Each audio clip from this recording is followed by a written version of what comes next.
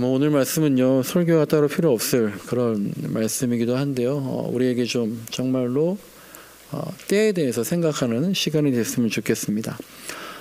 지난주에는 이제 일관적이신 하나님 이라는 제목으로 말씀을 나눴습니다. 그런데 이제 하나님이 하시는 일을 보면 일관적이지 않으실 때가 더 많은 것 같더라. 죄값을 물으시겠다 하시다가도 용서해 주시고, 또 용서해 주실 것 같으면서도 또 죄값을 물으시고, 그렇게 종종 왔다 갔다 하시더라. 일관적이지 않으시더라. 그러면서 제가 말씀드린 게, 그런데 만약에 하나님이 일관적이라면, 하나님이 일관적이시다면, 그렇게 우리를 대하신다면 우리가 아마 살아남지 못하고 있을 것이다. 그래서 오히려 그게 얼마나 다행인가 라는 그런 말씀을 드렸고요. 하지만 사실 하나님이 일관성이 없으신 게 아니라 오히려 일관적이시다. 어디에서 일관적이시냐? 자비라는 일관성을 갖고 계신다. 사랑이라는 일관성을 갖고 계신다. 하나님은 일관적이게 우리를 인내하시고, 일관적이게 우리를 용서하시고, 공평이라는 일관성을 갖고 계시다. 결국은 너희를, 우리를, 저와 여러분을 살려주고 싶은 거라는, 너희를 살리고 싶다라는 그런 일관성이 있으시기 때문에 우리가 지금 여기에 살아있을 수 있는 것이다 라는 말씀을 드렸죠. 하나님께서 우리한테 이러시는 거예요. 우리가 다른 사람들한테 갖는 마음하고 똑같아요.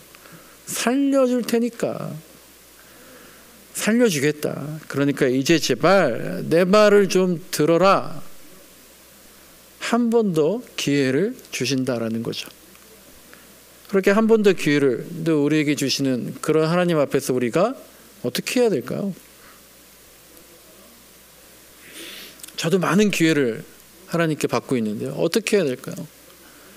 우리가 정말 마음속 한번, 내 마음속 끝까지 돌아보면서 회개해야 됩니다. 회개해야 돼요. 끝까지 아니라고, 내가 잘못한 거 아니라고, 이게 맞다고 하나님 앞에서 맞짱 뜨고 내가 지금도 고집 부리는 게 있다면요, 회개해야 됩니다. 말로만 하지 말고 온몸을 돌이켜서 방향을 트는 게 회개죠. 그리고 우리도 용서해야 되고요, 화해해야 되고요, 미워하지 말아야 됩니다. 그리고 정말 우리가 나의 세계를 넘어서 하나님의 세계를, 하나님 나라의 세계를 생각하면서 살아야겠다라는 생각이 점점 제 마음속에 들고 있어요.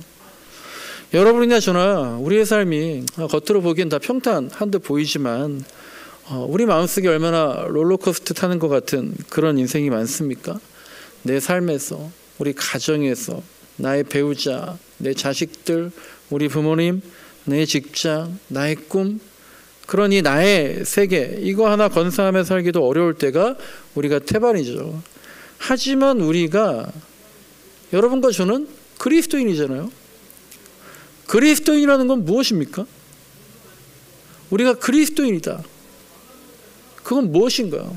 한 주간 동안 내가 그리스도인이기 때문에 생각했던 것들, 그것은 무엇입니까? 예수님과 함께 이 세상을 하나님 나라로 만들어가는 그 사람이 바로 그리스도인인 거죠. 그래야 예수님이, 우리가 지난주에 봤던 그 십자가에 달려서 다 타버려서 뼈만 남아있는 그 예수님이 다시, 그래야지 우리가 그리스도인답게 하나님 나라를 생각해야지 다시 예수님께서 오늘 여기에 부활하실 수 있는 거 아니겠어요? 우리가 예수님의 그 다 타버린 뼈에다가 살을 붙여드리는 것이 바로 또 다른 의미의 성육신, 이 땅에 인간으로 오신 예수님께 생기를 불어넣어 드리는 거 아니겠습니까? 정말로 우리 모두가 그렇게 살아갈 수 있기를 간절히 소망하면서요, 그러면 하나님께 적어도 덜 죄송하면서 살 수 있지 않을까, 그런 생각을요. 제가 이제 1:1 성경 공부하고 또 2년을 또 바이블 토크 이것을 하면서 계속 성경에 집중을 하다 보니까 정말 우리가 그렇지 여기 왜 모였는가? 그리스도인이라는 이름으로 모인 거였구나. 우리가 정말 하나님 나라를 생각하며 살아야겠구나.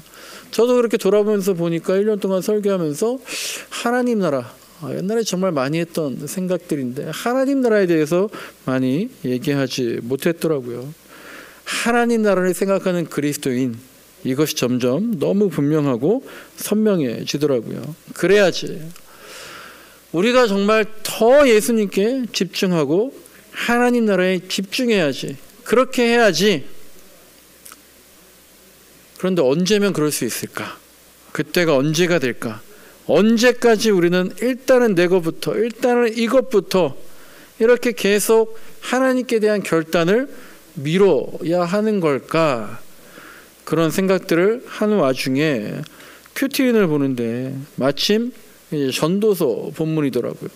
또 마침 이제 오늘 전도서 3장을 같이 보게 되었는데요. 오늘은 제가 잡으세요. 설교 제목이 잡으세요. 정신 바짝 차리고 잡으세요 라는 제목으로 말씀을 나누려고 합니다. 오늘 이제 본문 1절 보니까요. 이런 말씀이 있죠. 유명한 말씀이죠. 모든 일에는 다 때가 있다. 세상에서 일어나는 일마다 알맞은 때가 있다 라고 말씀을 하시는데요. 정말 이 말씀 하나가요. 나에게 용기를, 희망을 보여주기도 하고요. 또 이 말씀 읽을 때 심금을 울리게 되더라고요. 여러분 지금 여러분의 상황이 어떤지, 왜 내가 지금 이러한 일을 겪어야 하는지 우리가 정말 알 수 없는 게 너무 많잖아요. 그리고 또 도대체 하나님 언제까지입니까? 이렇게 기도할 때가 또 얼마나 많이 있습니까? 그런데 오늘 전도서의 저자가 이렇게 말해주고 있어요. 범사에 기한이 있고 천하만사가 때가 있다. 모든 게 때가 있다. 이것이 저에게 감동이 되는 거는요. 그냥 세상에 떠다니는 격언이 아니라 어떤 현자가 어떤 유명한 사람이 말한 유명한 격언 그런 말이 아니라 이 전도서의 저자가 정말로 하나님을 신뢰하면서 하나님이 나를 살리고 싶다는, 나를 지금 살려주려고 이러는 거다라는 것을, 그런 하나님에 대한 무한 신뢰와 자기 자신의 체험을 가지고 한 말이기 때문에 저에게 너무 큰 도전 또는 은혜가 되는 거죠. 하나님이 그 모든 때를, 내 인생의 모든 때를, 저와 여러분의 모든 때를, 그 시간들을 하나님이 주관하신다라는 거예요. 그런데 그 하나님께서 그렇게 때를 기다리시는데요. 때를 기다리시는 그 모습이 어떠시겠어요? 하나님이 타이밍을 계속 보고 계세요. 우리를 죽일 때를, 저놈을 내가 언제 죽일까? 라고 하면서 눈을 부릅뜨고 우리를 바라보시겠어요? 아니면 우리를 살릴 때를, 저와 이를 어떻게 살릴까라는 애정 어린 눈으로 관심 깊고 관심 가지고 바라보시겠습니까? 당연히 후자의 모습으로 우리를 바라보시는 거잖아요. 이제 제가 이제 작년에 개척을 한다고 했지만 사실 제가 한 7년 전에도 개척을 할 수가 있었더라고요. 김은선 목사님이 대덕한빛교회 오셔서 제가 이제 행정목사라고 뭐 능력은 없지만 열심히는 하는 것 같아 보이셨는지 제 길을 열어주시려고 그랬는지 개척할 생각이 없냐고 교회에서 도와주겠다고 그렇게 말씀하신 적이 있어요. 근데 저는 그냥 그 당시만 해도 뭐 개척할 생각도 없었고 또 새로 오신 목사님이 뭐 무슨 힘이 있어서 개척을 도와주겠나 뭐 그렇게도 생각 안 했지만 나중에 보면 또 그런 생각이 있었던 것 같고 또 이제 직전에 개척하신 목사님도 어렵게 개척 지원을 받아가지고 저는 그냥 새로 오신 목사님이 열심히 일하라고 그런 덕담 정도라고만 생각을 했거든요. 근데 이분은 그런 게 아니시더라고요. 진짜 열심히 도와주시더라고요. 그래서 제 앞전에 여러분들이 개척하시고 처음에 우리 정 목사님이 윤 목사님이 개척을 해 나가시는데 두 분 다 또 마침 타이밍이 그때가 어떤 분이 후원으로 이제 건물을 지원받아서 그리고 교회에서 대대적으로 협력해서 그렇게 개척을 해 나가셨잖아요. 그래서 제가 그 이후로 정말 이런 말을 많이 들었어요. 아유, 목사님, 저 교회가 사실 목사님 목 아니었어요. 왜 목사님은 개척 안 한다고 하셨어요? 목사님이 개척한다고 했으면 저도 가려고 했었는데 지금은 못 갈 것 같아요. 뭐 이런 얘기를 꽤나 들었는데요. 그리고 나서 이제 재작년 말에 제가 개척한다고 하니까 김은서 목사님이 교회가 정말 어려운 상황인 때였음에도 불구하고 전적으로 도와주셨는데, 야, 더 좋게 개척할 수 있었는데 왜 지금이냐? 왜 이때냐? 왜 그때는 안 했냐? 그런데 모든 일에는 다 때가 있다. 세상에서 일어나는 일마다 알맞은 때가 있다. 오늘 전도서 1장 1절에서 이렇게 말씀을 하시는데요. 제 개척의 때는 그때였을까요? 지금일까요? 여기 우리 개척 멤버분들 중에 오실 때 저에게 이런 말씀하신 분이 있어요. 다른 분들 개척해 나가시는 거 보면서 이다림 목사님도 개척하면 그때 같이 가고 싶었다 라고 하면서 오신 분이 있어요. 제가 지금 여러분들한테 제 개척의 때는 2016년이 아니라 2022년이었습니다 라고 말한다면 여러분들은 어떻게 생각을 하시나요? 모든 일에는 때가 있어요. 그리고 그때는 하나님께서 주관하신다고 그러죠. 그래서 우리는 그 모든 때, 그 모든 시간을요, 사실 우리가 엄청 고민하면서 우리가 결정하면서 살아가는 것 같지만 왜 그때여야 했는지, 하나님의 때, 하나님의 시간표, 왜 지금인지 그것을 알게 되기까지는 또 시간이 필요할 때가 많이 있습니다. 제가 한번 지난번에 그렇게 얘기했잖아요. 제가 1주년 때에 왜 이때에 여러분과 함께 개척하게 됐는지, 여러분들을 왜 이때 만나게 됐는지 한 가지 이유는 제가 하나님께 들은 게 있다고, 알게 됐다고. 하지만 여러분께 말하지는 않겠다고 지난번에 그런 말씀을 드린 적이 있었죠. 네, 아직도 여러분께 말씀드리지는 않을 겁니다. 별로 궁금해하지도 않는데 제가 먼저 안 말하겠다고 선수치고 있는데 네, 오늘 본문 11절 말씀 보시면요, 한번 11절 말씀 눈으로 보시면 하나님은 모든 것이 제때에 일어나도록 만드셨다. 더욱이 하나님은 사람들에게 과거와 미래를 생각하는 감각을 주셨다.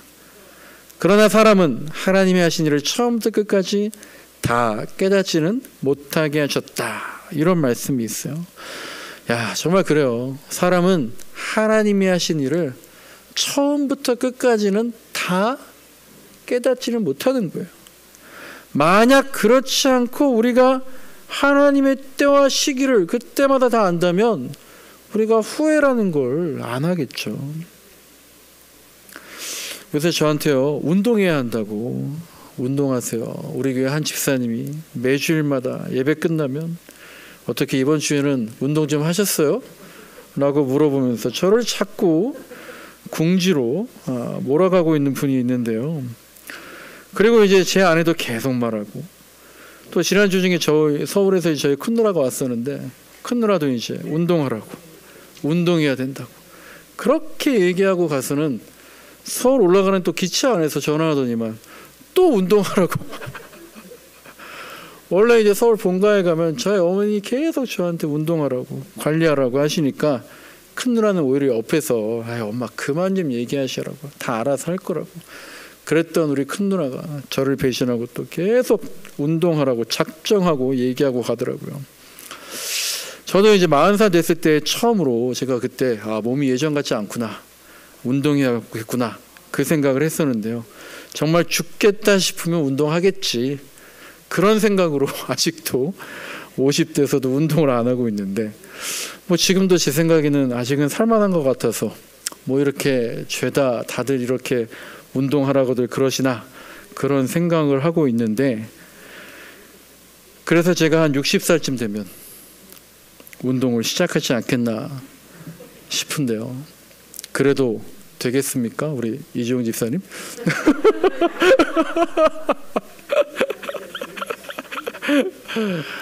네.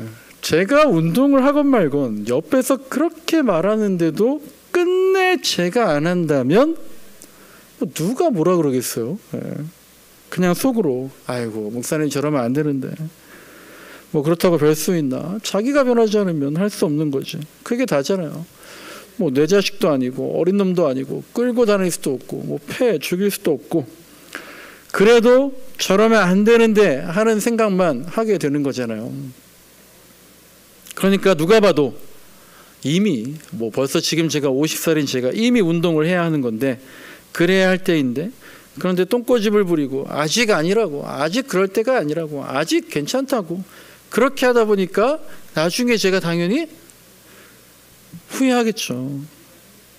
그러니까 우리가 항상 옛날을 생각하면 후회하는 것들이 생기고 그때 알았었더라면 좋았을 텐데 그때 그렇게 했더라면 좋았을 텐데 그때가 마지막 기회였는데 라는 말들을 하다가도 또 어떤 말을 합니까? 우리가 늦었다고 생각했을 때가 가장 빠른 때다 그러잖아요. 여러분 신앙도 마찬가지입니다. 신앙에도 여러분 때가 있어요. 그때를 잡으세요. 그때를 잡아야 합니다.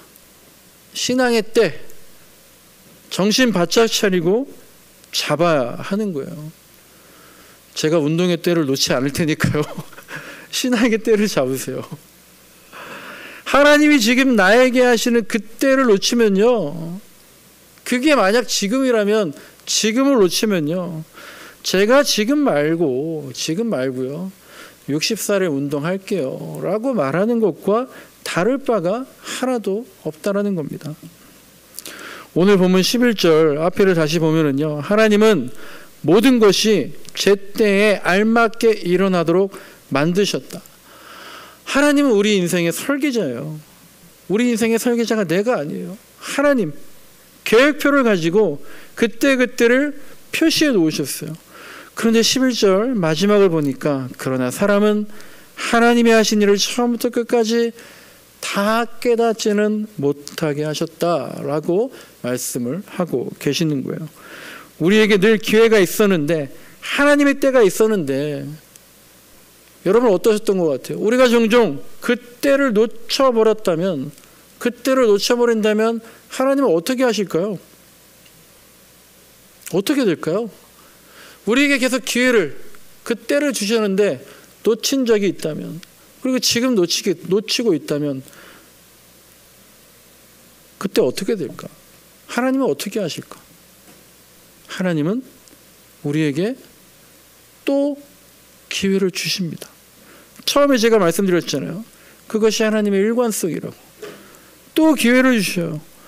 우리가 자꾸 기회를 놓치고 하나님의 때를 놓치고 그래서 실수하고 자꾸 곁길로 가고 죄를 짓고 결국 죽게 될 수밖에 없게 되는데 그래도 하나님은 우리에게 어떻게든 우리를 살리시려고 어떻게든 우리를 살리고 싶다고 다시 한 번 또 기회를 주십니다. 그런데 그 기회가 언제가 마지막일지는 아무도 모른다는 거예요.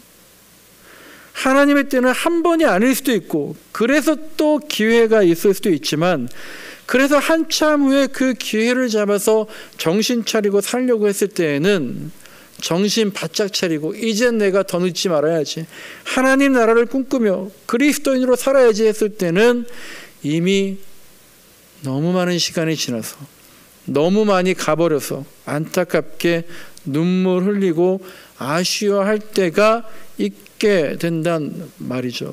제가 60이 돼서 70이 돼서 80이 돼서 이제 운동해야지 라고 하는 것과 마찬가지다라는 겁니다.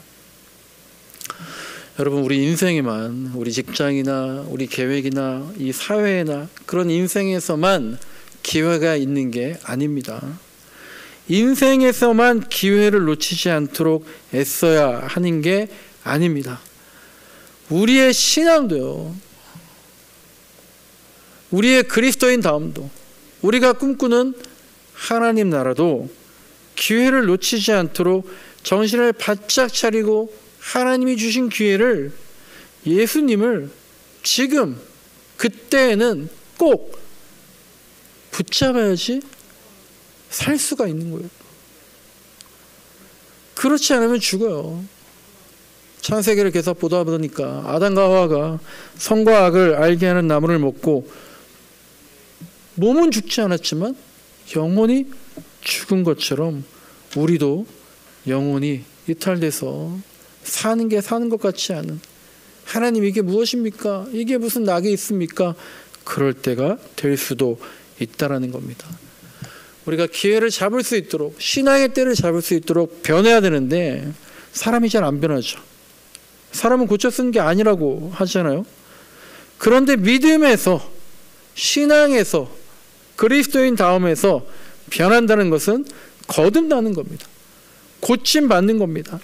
그런데 거듭나는 건 내 의지로 되는 게 아니고, 내 능력대로 되는 게 아니고, 내 경험으로 되는 게 아니고 믿음으로 거듭날 수 있다는 거죠. 믿음으로 거듭날 수 있다는 게 이게 뭘 의미하는 걸까? 믿음으로 된다는 거는요, 제가 이런 생각이 들더라고요. 주님께, 예수님 앞에서 무릎 꿇는다는 것 같아요. 예수님 앞에서 무릎 꿇을 때에 믿음으로 거듭날 수 있다. 여러분, 베드로가, 우리 잘 아시는 베드로가 어떻게 거듭났습니까? 베드로가 어떻게 거듭났습니까? 요한복음에 예수님께서 베드로에게 이런 말씀하신 적이 있어요. 내가 하는 것을 네가, 베드로가 지금은 알지 못하지만 이후에는 알리라. 이후에는 알리라. 이 말씀을 언제 하셨냐면요, 베드로 앞에서 예수님이 무릎 꿇고 발을 씻어 주실 때 하셨어요. 그리고 베드로가 예수님 말씀처럼 그때는 알지 못했지만 이후에는 알게 됐는데, 그래서 이후에 거듭나게 됐는데, 그 거듭남의 시작은 언제였을까? 예수님이 베드로 앞에 무릎을 꿇으셨을 때가 아니었을까라는 거죠. 그렇게 예수님도 한 사람을 거듭나게 하기 위해서 예수님이 우리 사람 앞에서 무릎을 꿇으셨는데, 우리가 거듭나기 위해서 예수님 앞에 무릎 꿇는 것은 너무나 당연한 거 아니겠습니까? 그리고 그렇게 거듭난다면, 믿음으로 거듭난 것을 체험한다면, 그때에 우리가 정말 인간적으로 변하기 힘들다라고 하는 것들을, 그때 우리가 정말 변화를, 거듭남을 체험할 수 있겠다라는 말씀입니다. 정말로 마지막 때일 수 있어요. 붙잡고 정신 바짝 차리고 하나님의 때를, 하나님의 타이밍을 놓치지 않기를 간절히 소망합니다. 우리 다음으로 이제 오늘 본문 16절을 보시면요, 정말 제가 왜 이 말씀을 이제서야 알게 되었을까, 읽다가 이제 보게 되는 거죠. 16절 말씀에 이런 말씀이 있더라고요. 나는 세상에서 또 다른 것을 보았다. 재판하는 곳에 악이 있고 공의가 있어야 할 곳에 악이 있다. 정말 안타깝지만 재판하는 곳에는 정의만 있을 줄 알았는데 악이 많더라고요. 재판이, 우리의 논리가, 이 세상의 재판이 정의를 담보하는 것이 아니더라고요. 또 공의가 있어야 할 곳에 차별과 불공평이 있는 곳이 어쩔 수 없이 우리가 사는 세상이더라. 그러니까 전도서 저자가 계속 말하는 거죠. 헛되고 헛되도다, 허무하다. 그런데 오늘 본문 17절을 이어보시면요, 의인도 악인도 하나님이 심판하실 것이다. 모든 일에는 때가 있고 모든 행위는 심판받을 때가 있다. 이 세상의 주권은, 이 세상의 통치권은 결국 하나님이 갖고 계신 거다. 그러니까 헛되고 헛된 게 아니야.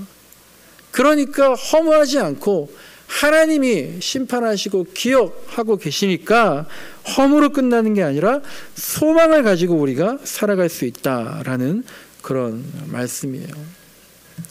여러분, 시간에 대해서, 때에 대해서 얘기하다 보니까 얼마 전에 제가 그런 드라마를 봤어요. 여러분, 만약에 20년 전으로 돌아갈 수 있다면, 이런 거 생각할 때마다 정말 안타까운 게 20년을 돌아가도 20대가 안 돼요. 20년을 돌아가도 40대, 30대 막. 근데 20년 전으로 돌아갈 수 있다면, 혹은 그때 나를 만날 수가 있다면, 지금의 나는 그 20년 전의 나에게 무슨 말을 해주고 싶으실까요? 그런데 또 반대로 20년 전의 나는 지금의 나를 보고 무슨 말을 할까요? 그 드라마가 이제 타임 슬리퍼 드라마 해가지고 뭐 시간을 왔다 갔다, 37살 주인공이 20년 전의 과거로 가서 자신을 만나는 게 아니라 17살 때의 주인공이 20년 뒤에 자신에게 찾아와서 만나는 그런 설정의 드라마더라고요. 근데 만약에 이런 일이 나에게 일어난다면, 그럼 저는 2002년의 저를 만나게 되는 건데요. 2002년이면 월드컵이 있었을 때고, 제가 신학대학원 2학년에 있을 때고, 처음으로 제가 교육전도사를 시작했을 때고, 학교 신학대학원에서 학교 신문사에서는 편집국장 한다면서 한창 뭐 정의다, 하나님 나라다, 예수님의 사랑이다, 그런 것에 관심 많았던 때인데, 그때에 제가 갑자기 여기 와서 저를 본다면 실망을 할지 만족을 할지 뭐라고 말할지, 그리고 또 그 20년 전에 내가 지금 저한테 하는 말을 제가 다 듣고는 있을지, 그리고 지금의 나는 또 그때의 나에게 잘하고 있다고 말할 수 있을지, 그런 생각들을 해봅니다. 말씀을 마치는데요. 오늘 전도서 3장 말씀 보고 제 개인적으로 가장 와닿은 말씀이 있다면, 아까 잠깐 말씀드린 것이 7절 말씀입니다. 찢을 때가 있고 꿰맬 때가 있다. 말하지 않을 때가 있고 말할 때가 있다. 찢을 때가 있고 그것을 기울 때가, 꿰맬 때가 있다. 저는 이 말씀이 이렇게 보이더라고요. 찢겨질 때가 있고 기워질 때가 있다. 꿰매질 때가 있다. 나로 인해서 예수님 마음이 찢겨질 때가 있었구나. 그런데 또 내 마음은 예수님으로 인해서 기워지는구나, 꿰매지는구나. 말하지 않을 때가 있고 말할 때가 있다. 하나님께서 말하지 않는다고 해서 하나님이 나한테 할 말이 없으신 것 아니고, 하나님이 말씀하실 정도라면 정신을 바짝 차려야겠다. 그런 묵상을 해보았습니다. 말씀하시는데요. 여러분, 모든 게 때가 있습니다. 그때를 잡읍시다. 정말 정신 바짝 차리고요. 내 신앙의 때를 놓치지 않고 그리스도인답게 살아가서, 그래서 하나님 나라를 정말 체험해보는 그런 하나님의 타이밍과 같이 나가는 저와 여러분의 삶이 되시길 간절히 소망합니다. 우리 같이